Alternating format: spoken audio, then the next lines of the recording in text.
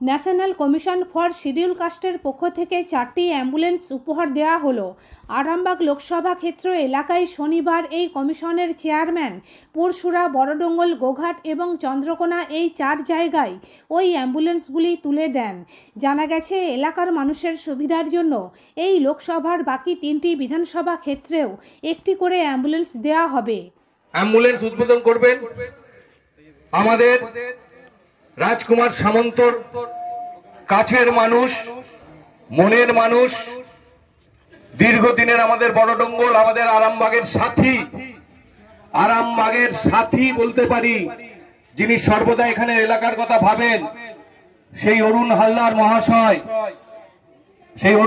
মহাশয়, commissioner of India government SC and ST, তিনি এসে যার অনুপ্রেরণায় আজকে মহারাজজি নির্বাক মঠ সেবা সমিতি ট্রাস্টের তরফ থেকে এই অ্যাম্বুলেন্স আমাদের হাতে তুলে দেবেন এলাকার মানুষের সুস্থ পরিষেবার জন্য।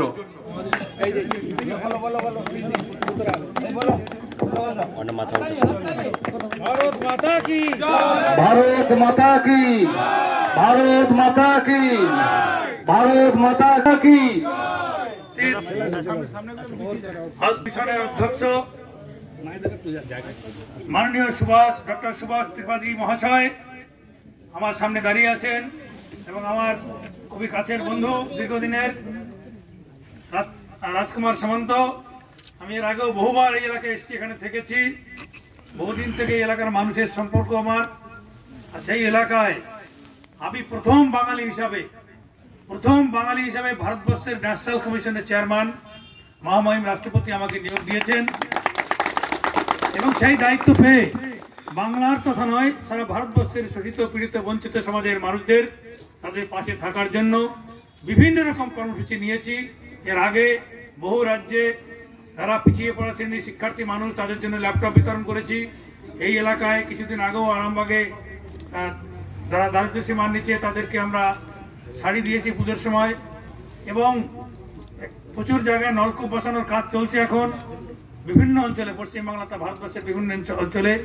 এবং এখানকার মানুষের অনেকের দাবি যে এই এলাকার মানুষের সুস্থ স্বাস্থ্য পরিষেবা পাওয়ার জন্য একটা দাবি ছিল। সেই দাবিটা বিশেষ করে রাজকুমার বাবু বহুবার আমার সাথে যোগাযোগ করেছেন, বিশেষ করে তার প্রচেষ্টাতেই এই অ্যাম্বুলেন্সটা আমরা আজকে CSR ফান্ডের মাধ্যম দিয়ে দিতে পারলাম। এবং আমি এখানে সুপারিশ করেছিলাম, বিশেষ করে এই মহারাজের মতো একজন সৎ মানুষকে যদি আমি না পেতাম তাহলে আমি এই কাজটা কিছুতেই করতে পারতাম না। অত্যন্ত সজ্জন ব্যক্তি, আপনি জানেন, নিজেদের জীবনটাই এই সমাজসেবা করে কাজ করেছে। এখনো প্রতিদিন 100 মানুষ, তার মধ্যে 50টা অন্ধ বাচ্চা ওনার আশ্রমে এখনো খাওয়া দাওয়া করেন। এরকম একজন মহান মানুষের মাধ্যম দিয়ে আজকে এই কাজটা আমি করতে পারলাম। এই অ্যাম্বুলেন্সটি আপনাদের পাশের যে হাসপাতাল আছে, ওই রাংতাগাড়ি হাসপাতালে 2 দিনের মধ্যেই ওইখানে পার্মানেন্টলি দেখতে পাবেন এবং ফোন নাম্বার দেওয়া থাকবে। যে ড্রাইভার থাকবে তিনি এখানে দরিদ্র মানুষদের জন্য পরিষেবা দেবেন। কিছু অফিসিয়াল কাজকর্ম বাকি আছে, আজকে মহারাজ সেই জন্য ওটা নিয়ে কাগজপত্র করে দিয়ে, রাস্তায় চলতে গেলে কিছু কাগজপত্র লাগে, যেহেতু আজকে আমার ডেট ছিল, উদ্বোধন হয়ে গেল। মহারাজের আশ্রম থেকে রাজকুমার বাবু সেই ড্রাইভারকে নিয়ে গিয়ে কাল বা পরশু যেদিনই যাবে ওখান থেকে নিয়ে এসে হসপিটালের সামনে, এটা আপনাদের এই এলাকার মানুষের জন্যই থাকবে, এটাকে কেউ নিয়ে যাবে না। ধন্যবাদ, অনেক অনেক ধন্যবাদ।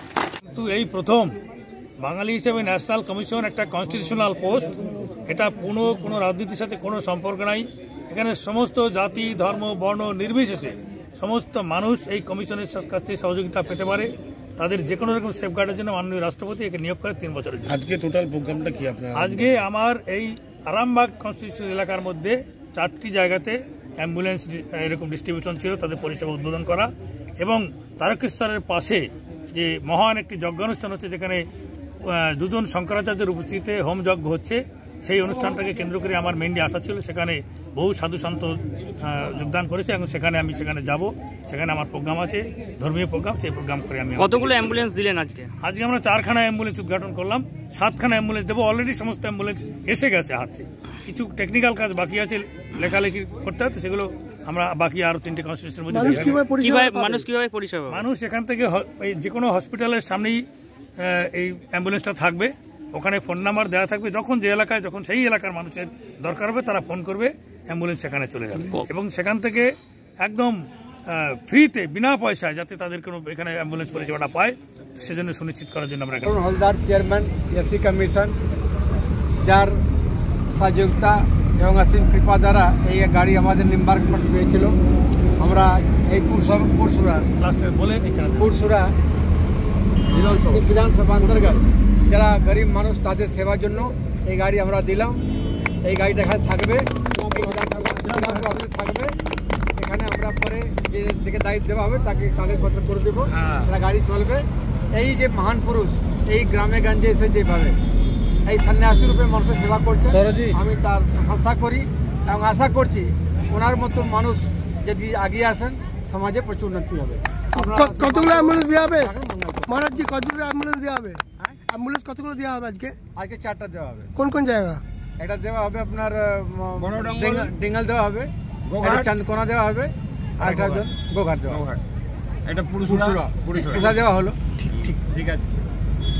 আমার বাড়িতে এখন আজকে উপস্থিত হয়েছেন অল ইন্ডিয়ার চেয়ারম্যান এসটিএসসি, যিনি অরুণ হালদার, আমার পুরানো 25-30 বছরের দোস্ত আমার বাড়িতে আজকে আগমন করেছে, ওনাকে ধন্যবাদ জানাচ্ছি। উনি এখন আমাদের হুগলি জেলাতে 10খানা অ্যাম্বুলেন্স দিচ্ছে গরিবদের পরিষেবার জন্য।